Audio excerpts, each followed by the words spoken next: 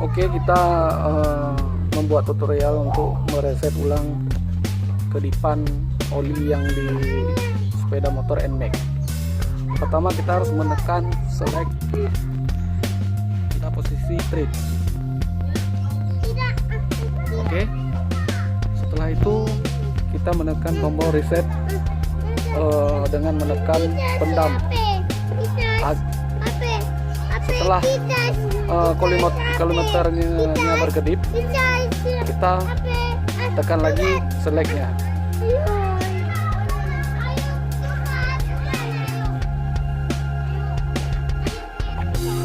Oke, penunjukan untuk kilometernya sudah 0 dan olinya tidak akan berkedip lagi.